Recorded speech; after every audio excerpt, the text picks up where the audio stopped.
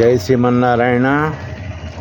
శ్రీ విష్ణు సహస్రనామ స్తోత్రం చదువుతూ ఉంటాము. అందులో ఒక్కొక్క నామానికి ఒక్కొక్క ప్రత్యేకత. ఇవాళ యమః గురించి చూద్దాం. ఓం యమాయ నమః అని భగవంతుడిని ప్రార్థిస్తుంటాం. అంతః యచ్చతి ఇతి యమ అని శాస్త్రం. అంతఃకరణములందుండి జీవుణ్ణి తన అదుపులో ఉంచుకుంటాడు పరమాత్ముడు.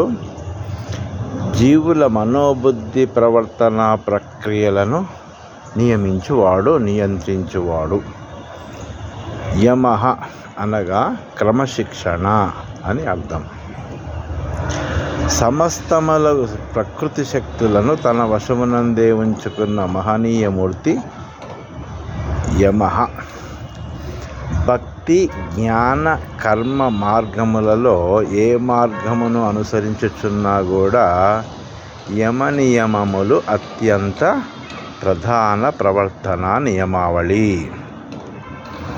యమములు అంటే అహింస, సత్యము, అస్తేయము. అస్తేయం అంటే దొంగతనము చేయకుండుట. బ్రహ్మచర్యము అనగా ఇంద్రియ నిగ్రహము. అసంగ్రహము అంటే ఇతరుల నుండి ఏది ఆశించకుండుట. ఇవి యమములు. తర్వాత నియమములు అంటే ఒకటి సంతోషము అనగా సుఖ దుఃఖాదుల యందు సమభావనగా ఉండడం.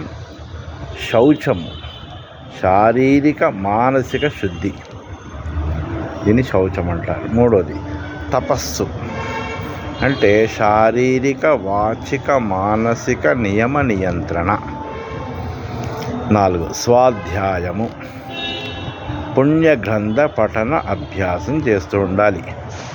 ఇక 5వది ఈశ్వర ప్రణిధానము అంటే భగవంతుడిని శరణు వేయటం.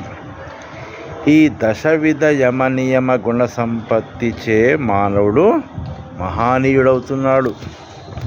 ఇది ఆర్ష సాంప్రదాయ జీవన విధానం. అందువల్లనే పూర్వము ఋషులు, తపస్వినులు దేవతలను కూడా కంపింపజేయగలిగారు.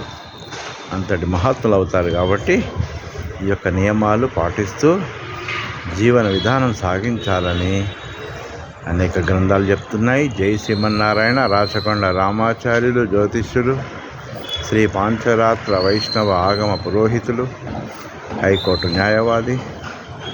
Mobile number 9989324294.